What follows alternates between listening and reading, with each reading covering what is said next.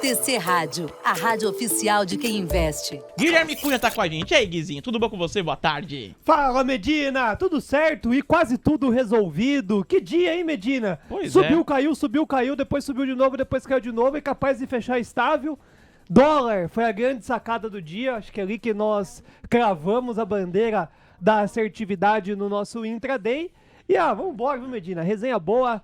Que nem você comentou, tá passando muito rápido, piscou, sextou e nós temos aí um vencimento do contrato de dólar, também acredito que seja o grande destaque do dia de hoje. Boa, Gui, vamos comentar muito, a gente sempre deixa a moeda americana pro final, Gui, a cereja do bolo, pra galera também comentar de outros assuntos do mercado no dia, aí você já pode mandar a sua mensagem aqui com a gente. Ô Gui, o canal 2x Capital diz que hoje o Ibovespa tá parecendo criptomoeda, foi isso que você percebeu também, uma oscilação desde a manhã, né, Gui? Desde a abertura, vi você comentando com o Léo Levati no Morning Call e depois na abertura do mercado à vista. Uma semana de difícil projeção, né, o Gui, que acabou se confirmando no pregão de hoje. Isso, eu acho que na verdade é a data de hoje, viu, Medina? Segunda-feira bem maluca, né? Nós temos a China trazendo essa manipulação, digamos assim, do minério de ferro, a Vale numa sequência de queda desde a semana passada, hoje no intraday contabiliza uma média de 4% de queda, então tanto a Vale quanto o quarteto de ferro obtendo uma dificuldade de chamar comprador, é natural que o Ibovespa sofra um pouco mais, mas o que nós tínhamos como um airbag, né, a gente usou esse termo hoje pela manhã, que eram os bancos e as elétricas, está numa oscilação muito grande, e aí o que ficou a par, né, a Santander reporta resultado. Então tá todo mundo nesse compasso de espera, né? Não tracionou movimentação compradora no setor, exatamente porque caso venha a obter um Santander fraco, contamina o setor de curto espaço de tempo. Então, nossa, tem volatilidade para dar e vender. A agenda do calendário econômico, o dado é inflação, né? Então a maior situação que a gente vai contemplar é o PCI lá nos Estados Unidos e o IPCA 15 aqui no país. Então fica bem esse compasso de espera, só que a gente não pode reclamar de uma coisa, Medina, a liquidez. O volume nas grandes empresas aqui do Ibovespa está bem acima do esperado por uma segunda-feira. Nós estávamos acumulando alguns pregões bem chatinho de volume e hoje parece que começou a tracionar um volume um pouco melhor. Amanhã de manhã, né, o balanço de Santander, né, Gui? Exatamente. Para os bancos. O que você tá esperando, Gui? Eu sei que você gosta mais de Bradescão, né, mas sempre tem um impacto, assim, para os balanços das instituições financeiras. Ainda mais, né, nesse cenário macroeconômico desafiador, o que aconteceu com os bancos lá nos Estados Unidos também, o investidor ficar de olho. O que você espera pro balanço, hein, Gui? Eu vejo que o que aconteceu nos Estados Unidos não deve em nenhum momento refletir aqui nos bancões brasileiros, né? Apesar de Santander não ser Brasil, né? Mas o Santander Brasil ajuda muito a holding a contemplar bons resultados. Santander só tem uma situação que é benéfica. Ele se antecipou a parte de renegociação dos créditos. Então ele lançou um programa lá de 120 meses a taxa zero, foi uma aderência significativa pelos seus clientes, teve bastante agência física que fez o fechamento, isso também é importante para o índice de eficiência da companhia, né? Diminui bem a parte dos custos fixos, e Santander deve vir bom.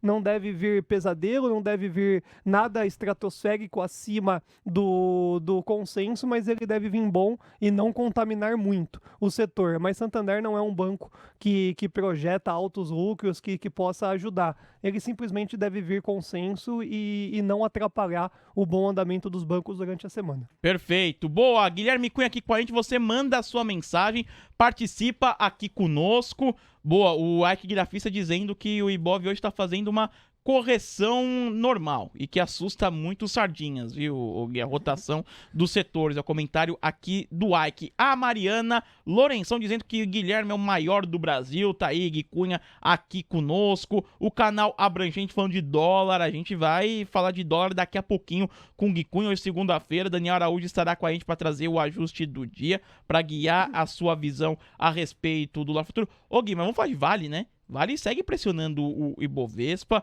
71 e 78. Essa carequinha aí, Gui, vai chegar ou não vai chegar, hein?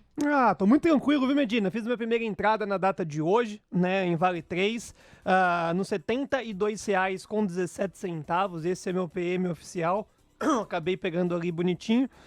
71 e 79 a cotação do momento, e eu vejo que está muito tranquilo, viu, Medina? Porque se tivesse que afundar, azedar, já teria intensificado bem a parte vendedora. Tá bem importante esse contexto de Vale, até 71 e 27 ainda tá super tranquilo, e 71 e 27 eu faço mais uma entrada. Não vejo o cenário do apocalipse do 62, do meu cabelo parte 2 aí na aposta, e caso venha a ser atrelado, é lá que eu encho a mão para poder contemplar a Vale 3. O Bruno só trouxe um cenário adicional hoje pelo Morning Call que foi muito importante. Não é o ciclo de dividendo agora nesse próximo TRI. Então diminui um pouco aquela intensificação que eu estava projetando de compra nessa faixa do 71, porque o dividendo poderia ser estratosférico. É só no segundo semestre que volta o ciclo de dividendo gordos de Vale. Mas mesmo assim, tudo acaba sendo preço. Olha a congestão, esse gráfico que você colocou é muito bom. Até o 71 ali e o 68 é uma região de defesa dos comprados muito grande. Então do topo, né, do high ali dos 90 e pouco até aqui, Medina, é uma queda muito significativa que já contempla boa parte do pessimismo, até mesmo expectativas futuras do minério. Também essa manipulação da China do minério de ferro já tende a encerrar durante essa semana. É, isso que eu ia perguntar, o Gui, o que explica esse minério? China, é recessão, o que tá fazendo o minério nesse viés mais baixista nas últimas semanas, Gui? Além de ser cíclico, é a China. A China tá marretando esse preço da commodity, ela tá por interesse de jogar de fato as expectativas dela lá para os 60. Não acredito que consiga, até mesmo pelas defesas técnicas que nós temos aí em cima da commodity, mas, entre aspas, a culpa é direta e reta da Vale. A Vale tem uma situação adicional também, Medina, que acho que, se não me engano, na quarta-feira apresenta balanço. E se o balanço vier bom, aí sim a gente começa a ter uma defesa adicional nesse range de preço. A prévia pressionou o Vale, né? Exatamente. Que o mercado não gostou da prévia. É um indicativo de como pode vir o balanço ou não? Sempre será, né? A prévia sempre será um indicativo do balanço, mas eu vejo que a gente pode se surpreender em Vale 3 e totalmente contra tudo e contra todos. Normalmente eu dou dessas em alguns cases aí, mas eu não vejo que Vale decepciona ao ponto de derrubar um preço justo que já estava lá nos 96. Há quem diga que estava no 102, né? Que o caso que é o Bradesco, venha derrubar um valuation da companhia para 70. Para justificar uma queda adicional. Então, acho que qualquer queda abaixo desses 71,27, 68 é extremamente exagerado, provisionando o apocalipse que pode não surgir, e eu vejo que é uma baita de uma oportunidade. O Vale 3 está na boca do povo, e quando está na boca do povo, é o momento de a gente olhar com mais carinho. Perfeito. Ô Gui, sobre Santander, né, o Fábio Lopes, nosso ouvinte aqui, ele lembrou algo interessante, né? Santander é um dos credores lá do Grupo Petrópolis, que pediu recuperação judicial no último trimestre também. Será que o balanço pode indicar alguma coisa a respeito disso? A gente fica de olho. Boa, Fábio, obrigado pela lembrança, e é verdade. Até um imbróglio, teve até penhora por parte da justiça de alguns valores, um imbróglio bem grande envolvendo Santander. Divulga o balanço nessa semana, amanhã de manhã, né? Amanhã, antes da abertura do pregão, já sai os resultados do primeiro trimestre de Santander. Bom, pessoal mandando muitas perguntas, né, ô Mari? Tá separando por aí, tem muita coisa pra gente passar pro Guilherme Cunha. Conta pra gente aí de quem você separou, Mari. Exatamente, Medina. A primeira pergunta que eu separei aqui pelo WhatsApp foi do Gustavo Gangana, e ele perguntou o seguinte: Gui, pelo gráfico diário de Bradespar, o candle de hoje pode ser considerado gap de fuga?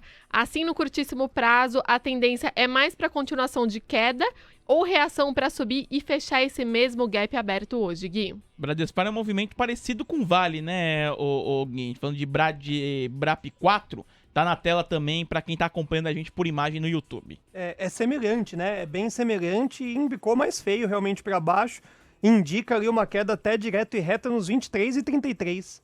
Tá? Então e ali é uma oportunidade também gigantesca para que você possa contemplar uma operação mais compradora. Mas sim, BRAP 4 formou um gráfico bem mais chatinho ali, tem uma rasgada que foi no início dos 24,83, o mercado basicamente abriu nessa faixa de preço, chamou vendedor, BRAP 4 tem os 23,33 como um destino, se for olhar só puramente o gráfico. Esquisito aí, BRAP 4 tem a correlação gigantesca com o Vale 3, mas está bem mais chatinho ali quando você para olhar as congestões, né? Não tem muito essa congestão onde tem o 71,27 e 68 da Vale. Ela é direta e reta para esses 23,33. Em questão de porcentagem, Medina, se engatar a ré realmente o BRAP4, vai mais rápido.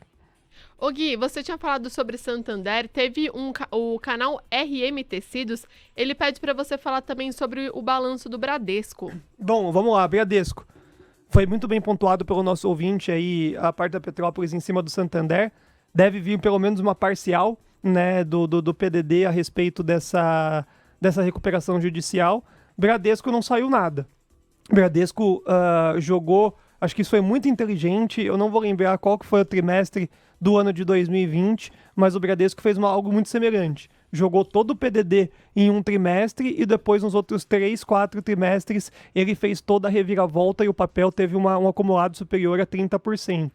Foi o que ele fez no quarto trimestre, deixou um passado ali sombrio, onde derrubou o ROI significativamente dizendo, por isso que 3 trimestres o Bradesco cai, os seus 15%, 20% e anda de lado. Cai e anda os 20% de lado. Já não vejo mais isso acontecendo como cíclico e derrubando o papel em busca dos R$9.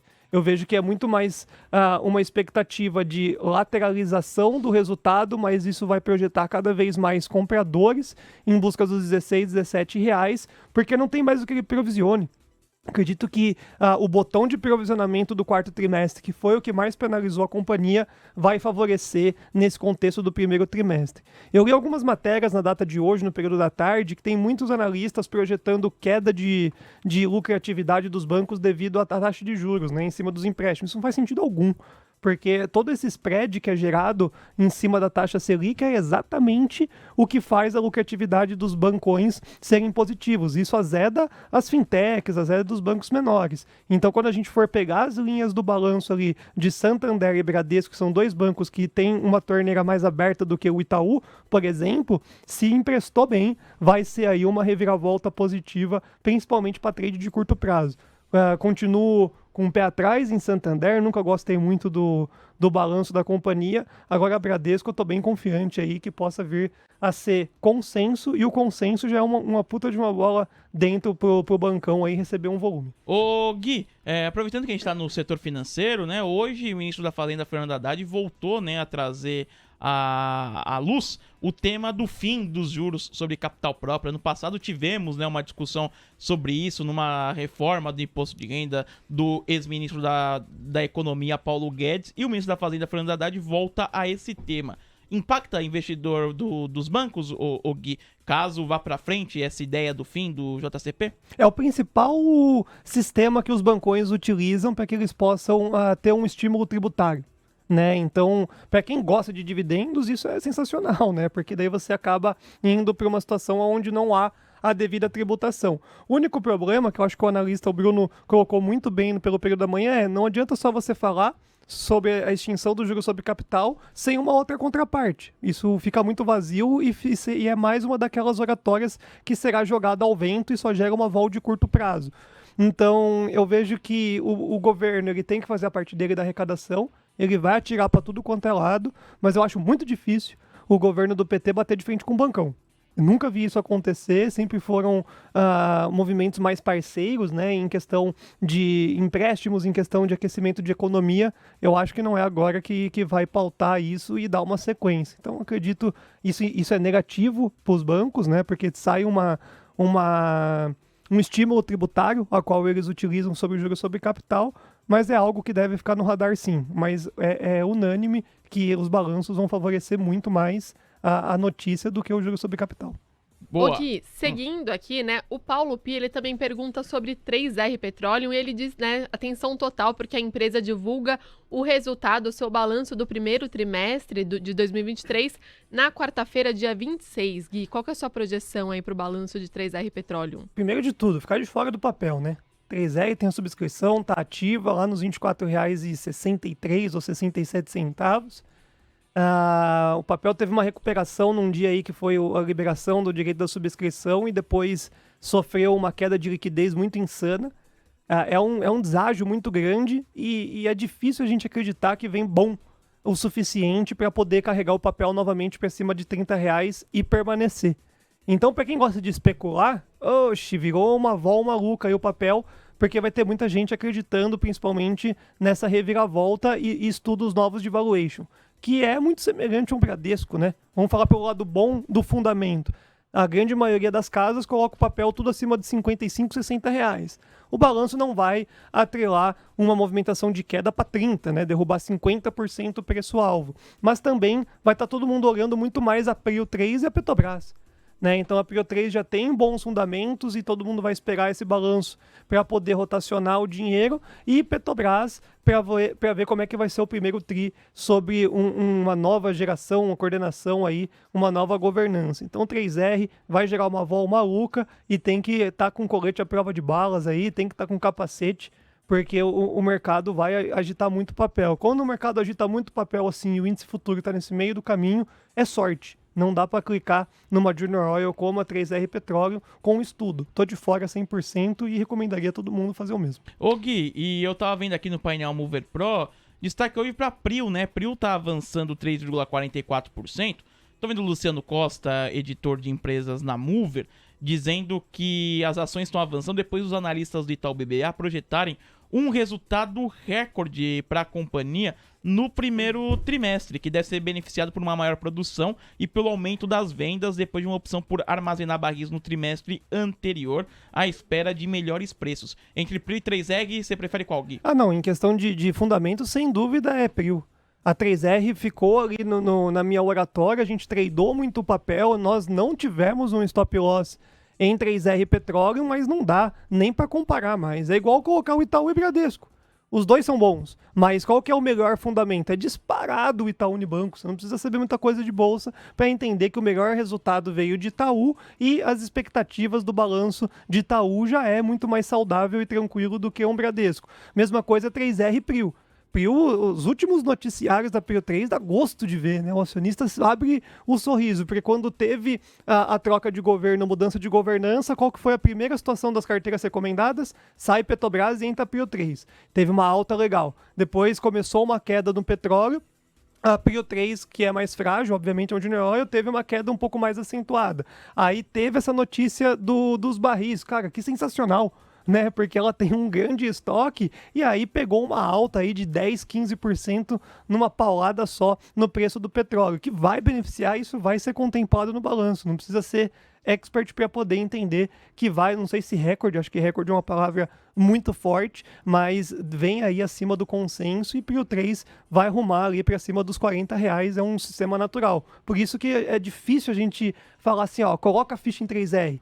Porque virou um chutão, o papel tem muito mais um porquê buscar os 24, que é o preço da subscrição, do que ficar acima dos 30, R$33, e Prio tá todo mundo comprando, Prio tá num desenho técnico mais legal, Prio é a bola da vez. Boa, isso aí. Ô Mari, vamos agora pra Station. Tô vendo uma galera mandando mensagem pra lá dentro da plataforma do TC. Galera quer saber a visão do Gui pra algumas companhias. Quem é que mandou mensagem por aí, Mari? Bom, Medina, o Will Mercado, ele pergunta sobre Localiza, e ele pergunta qual que é a sua leitura sobre a empresa. E aí, eu passei aqui pelos papéis de Localiza. Nesse momento, eles estão avançando 0,71% a R$ 56,92, Gui. Localiza, eu gosto muito de falar sobre isso. Nós fizemos uma consultoria para uma empresa uma vez, naquela febre que o Uber estava alocando o carro adoidado para poder fazer as viagens de aplicativo. E aí a Localiza em específico... Isso faz quanto tempo, hein, Gui? Isso faz um tempinho. Tava em 2018 e 2019, começou uma febre, a galera tava alocando o carro para poder fazer o Uber e esgotou os veículos ali na Localiza. E aí uma empresa queria abrir um sistema de locação de veículo, a gente fez uma consultoria e pegou na íntegra exatamente como é que funciona o benefício fiscal da aquisição do veículo, a taxa de juros, o quão impactante é nesse setor, e na contraparte, aonde que eles ganham grana? Na hora de vender o carro seminovo. Então a Localiza, o que ela teve de benefício? Pandemia jogou a tabela FIP lá em cima. Então uma parte dos estoques foram altamente valorizados e ela conseguiu consumar isso em venda. Agora, daqui para frente, quando a gente faz um estudo de caixa futuro para a Localiza, a gente precisa pautar a taxa de juros. E a taxa de juros caindo, o impacto é tão positivo quanto numa construtora e numa varejista. Então, o legal de olhar a Localiza é no segundo semestre, quando tivermos a primeira queda de juros. E aí sim, apresentou o balanço do segundo, terceiro tri, a gente começa a ter uma alta mais consistente. Localiza e Movida são dois papéis que estão muito bem falados no mercado, estão numa tendência de alta, mas a confirmação desse movimento sai com essa queda de juros. Porque a aquisição do veículo ela fica mais barata, ela expande o seu estoque aí num preço mais interessante e já tem uma expectativa de venda futura de um formato mais legal, mais consistente. Não é pego de surpresa. Então faz muito tempo que eu não compro papel, desde do meados de finalzinho de 2020, começo de 2021. Eu nunca mais cliquei no papel. E era uma época difícil, né, o Gui? Porque era contraponto, né? Eu tinha carro ali estacionado, parado. Eu lembro que em São Paulo, na região ali do aeroporto de Congonhas, tinha carro estacionado até fora do estacionamento, porque tava todo mundo dentro de casa, né, o Gui? E esses papéis sofreram muito.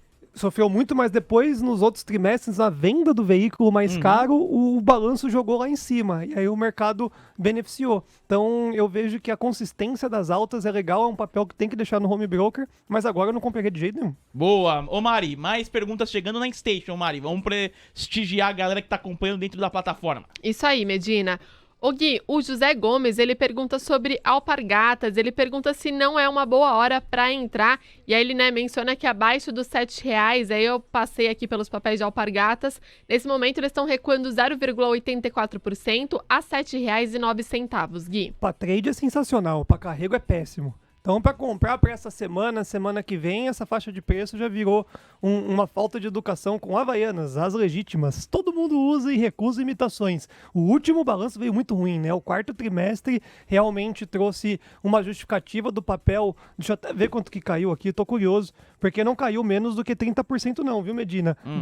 Da última apresentação de balanço até aqui. Só que nessa faixa dos R$7, chamam um comprador, ó lá, cai 66% nos últimos 12 meses, 10 apenas nesse e tá nas mínimas aí das 52 semanas. Então é natural que nessa faixa de preço, pelo menos estanque a queda. Acho que a primeira situação é para a queda nessa faixa de preço e aí precisa de volume, né? Porque o volume que teve, qual que foi? 2 de venda, que tá aí na tela. Balanço trimestral e depois uma correção mais forte da bolsa. Então, quando você olha só o gráfico, isso não sugere essa compra, mas quando você olha preço, começa a ver que aí o mercado não vai ficar batendo em Alpa 4 nessa região de preço e na mínima das 52 semanas. Então, para swing trade, 1, 2 semaninhas, eu apeteço Alpa 4 sim. Eu tô nesse crime, inclusive, no meu black market aqui. Ô Gui, a gente teve também a notícia aí que algumas empresas, como a Coteminas e a Santanense, elas dispararam após o acordo com a Shen. Você vê essas empresas como boas oportunidades nesse momento? Eu só fico bravo porque eu não entrei, né? Ô, Guilherme Cunha, logo eu que gosto desses maluquice aí. Eu vi que o fato relevante, eu vi hoje pela manhã. Esse gráfico aqui, Gui. É, muito dela. É o Coteminas.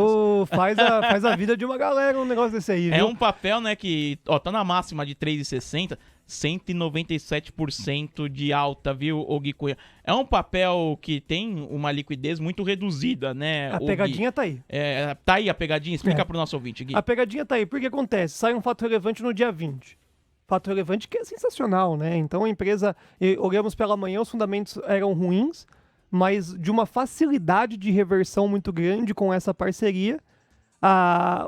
Graficamente, a máxima das 52 semanas sugere que o papel possa ir, inclusive, até R$7. Então, dobrou, tá barato? Tá. Dobrou ainda, tá barato. Problema, o papel estava esquecido na bolsa, com uma liquidez muito baixa. Então, você vê aí que são pouquíssimos milhões que são negociados por dia. Não, hoje o projetado até o fim do pregão, pouco mais de 1,5 milhão. Então, você tá maluco. Amanhã, se algum grande player apertar o botão vendedor, vai para R$1 de novo. Então, é um fato relevante que ajuda aí muito a companhia, as expectativas são muito altas, mas com 1 milhão de projetado, você talvez corre um risco sério de liquidez. Você compra o papel ali, mas não tem uma contraparte, vira um spread, né, no book de ofertas. Não consegue sair. E aí você não consegue sair, alguém bate e cai 20%, 30% na sua mão. Acho que a tacada de mestre seria no dia 20, quando sair o fato relevante, aí sim você conseguiria pegar essa onda. Pode chegar até o 7? Pode, mas eu vou acompanhar o papel aí mais de perto, precisa ter mais gente operando para você não ser pego desavisado e ficar com o trade aí amargando muito tempo cozinhando dinheiro. Mas é um gráfico bonito de ver. Pois é, são essas empresas que fazem parte da Spring Global Participações. Inclusive, os papéis da companhia estavam subindo 100% hoje também, mas também a questão de liquidez a gente observa até no volume, né, Gui? Tem vezes que a barrinha de volume nem aparece, aí hoje dispara totalmente, tá subindo 102%, R$1,48. O nosso ouvinte até comentou aqui sobre os papéis da companhia, o ouvinte Roberto. Vamos seguir, o Márcio, você vai comentar, né? Mas eu prefiro muito mais esses ativos do que, sei lá, uma Lojas Americanas, uma Hapvida, que já tá num sistema mais difícil de prever. Ah, é, Gui? Porque você vê uma Lojas Americanas, tudo negativo. Os noticiários e tá num escândalo gigantesco. Por que ela vai subir? É só puramente especulativo. A Hapvida, depois de um balanço e esse follow-on que fez, por que ela vai subir no curto prazo? Não tem porquê, antes de conhecer os próximos 2 trimestres. Agora, essas empresas que estavam abandonadas e faz um gol de placa desse, tem muito mais consistência para ter um movimento de alta. É que esses papéis, fundo de investimento não pode investir, né, devido às políticas ali dos institucionais, a grande maioria dos fundos não pode comprar esses ativos, então é difícil realmente a gente ter um volumão aí que justifique uma alta mais saudável. É papel pro sardinha fazer um trade aí, quem gosta, quem investia muito em Oi tem que comprar esses papéis aí, porque esse sim pode subir 100%. De novo. É isso aí. Bom, os papéis de Coteminas, só reafirmando, alta agora de 185%. Deu uma arrefecida, estava em quase 200% de alta no dia de hoje. E é por isso que é importante, hein? Pessoal que na quinta-feira foi feriadar mais cedo, a gente informou aqui no Expresso da Tarde, viu? É verdade. Gui? Ali por volta das 5 e pouquinho, Eu logo depois a do conexão fechamento. antes. Olha lá, a gente informou das companhias que, né, divulgaram, né, esse princípio de acordo com a Shein e a repercussão forte no papel hoje. Já a gente fala de dólar, daqui a pouco o Daniel hoje vai trazer aqui o ajuste que acabou de sair, mas antes uma última perguntinha, Mari, do ouvinte que mandou pro Gui Cunha no YouTube. Medina, eu separei, na verdade, 2 perguntas aqui, Manda porque bala. uma chegou mais cedo, mas como a gente tá falando de varejo, Gui, eu separei aqui do Ronaldo, ele pergunta sobre C&A, e aí ele pergunta sobre como vem o resultado aí na próxima semana, e aproveitando aqui, passando pelos papéis de C&A, nesse momento avançam 1,44% a R$ 2,82, Gui. A grande aposta tá aí. O quarto trimestre C&A simplesmente surpreendeu. Olha aí que bonito que foi o desenho. C&A trouxe uma recuperação muito boa no mês de março. E não, mas teve DI. Não teve nada não, pessoal. Não esqueçam disso não. Março foi puramente o balanço trimestral. E agora ela consolida nessa faixa de preço, que é bem interessante, inclusive, perto dos R$3. Se, que é o meu cenário base, manter a mesma qualidade, é difícil do quarto trimestre porque tem o fim de ano, tem todo aquele contexto que ajuda a companhia. Mas se ela simplesmente chegar no consenso, o projetado estava R$4.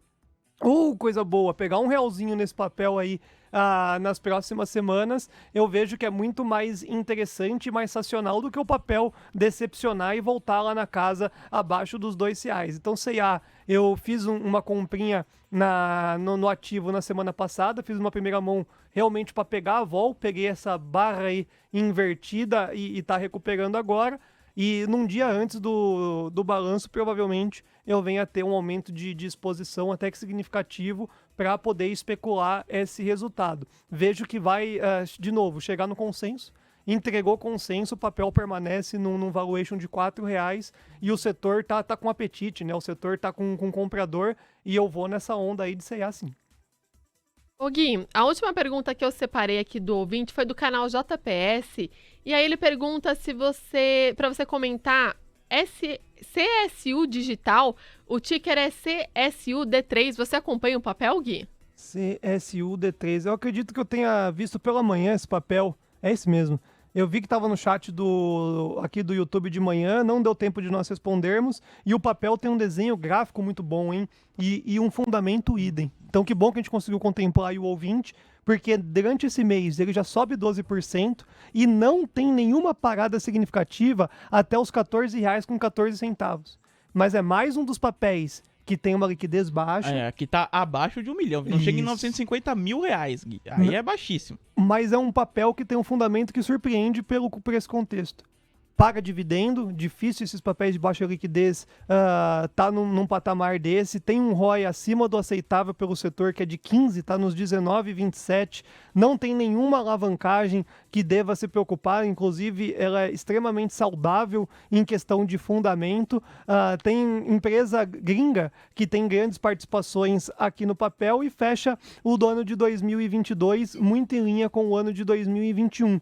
Então não tem nada que desabone, justificável esses 12%, inclusive eu vejo que vai surpreender aí o mercado, vai subindo até esses, que é preço, né? Estudo de preço puramente, até esses R$14,14. Quem tá fora para entrar tem que ter esse senso que não dá para você entrar de mão cheia, porque é um papel de baixa liquidez, mas quem tem o papel só vai subindo um stop de parcial, porque, daí até os R$14, em questão de porcentagem, a gente está falando de recuperar todos esses 21% ainda que tem no acumulado dos últimos 12 meses. Eu, infelizmente, não acompanho o papel para ver, eu vou até bater o olho aqui se tem algum fato relevante, recente, que justifique.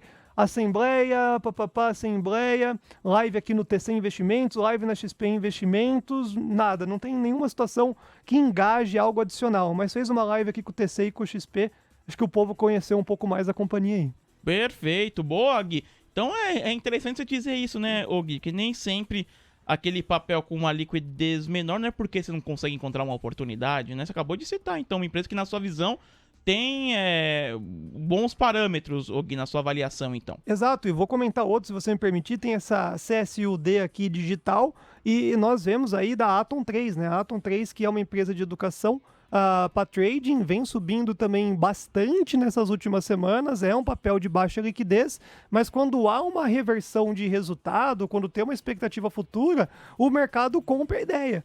Porque tem ali uma facilidade, né, de obter uma lucratividade alta, inclusive pagar dividendos, que é o caso da CSUD, e como a Atom já fez no ano de 2020. Então, consolidou 2 trimestres bons, além de uma elevação patrimonial legal, você recebe um cascalho de dividendo. Então, é legal ficar de olho nessas empresas que têm uma liquidez menor, entender o business para você entender também qual que é o melhor momento. Essas aí tem que estudar mesmo, né, Gui? Tem que entender. É muito mais difícil do que uma empresa que tem grande volume, que você pega o gráfico, normalmente só o gráfico já te traz bons embasamentos. Olha isso, a Atom 3 em 2,70 estava congestionado, você ia comprar por quê?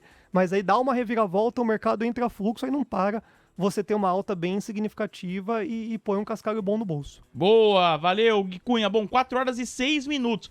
Vamos falar de dólar? Então, agora é a cereja do bolo aqui da participação do Gui Cunha no Expresso da Tarde, para traçar, né, se vale a pena fazer alguma movimentação ainda no pregão de hoje ou é melhor fechar a casinha e esperar terça-feira. Bom, Daniel Araújo tá aqui com a gente para trazer o ajuste do dia, os comentários dele a respeito do câmbio. Fala, Daniel, tudo bom com você? Boa tarde, como vai?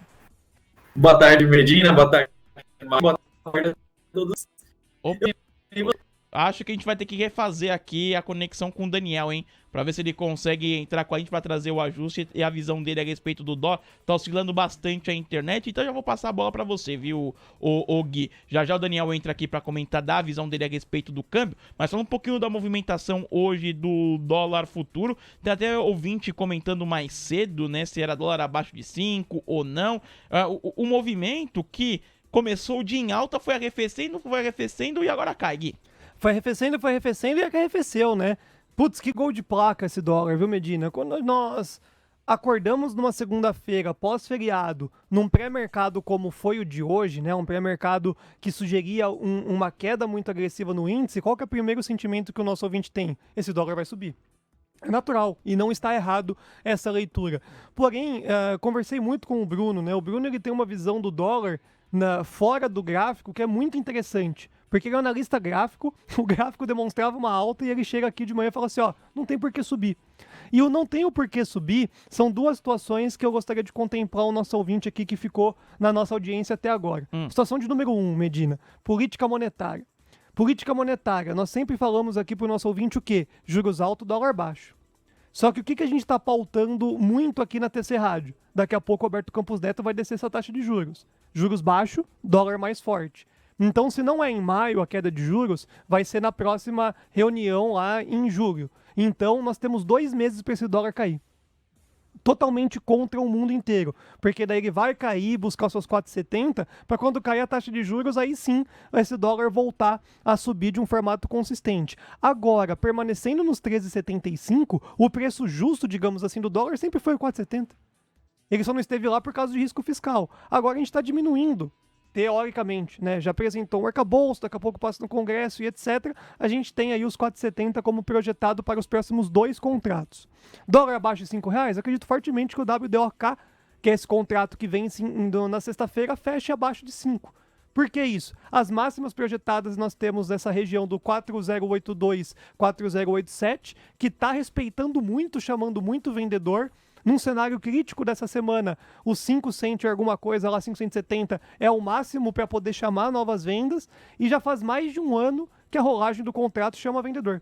O custo desse carrego é muito grande, então no final do mês a gente vai vendo desova aí desses contratos, ninguém querendo seguir nessa movimentação. Então essa semana o dólar é muito mais fácil leitura, né? Todas as altas do dólar sugerem boas oportunidades de venda. Hoje, 2 vezes a gente fez uma baita de uma venda, vendeu no 87, o mercado depois subiu, vendemos no 82, a gente pegou uma queda boa e está desenhado aí um dólar mais tranquilo para poder operar. Então esse contrato WDOK, muito provavelmente na sexta-feira a gente cante essa bola aí e erga essa taça encerrando abaixo dos R$5, e os próximos 2 contratos também obtendo uma significativa dificuldade de conseguir chamar comprador, né? Muito puramente pela nossa política monetária, ainda trazendo muito fluxo.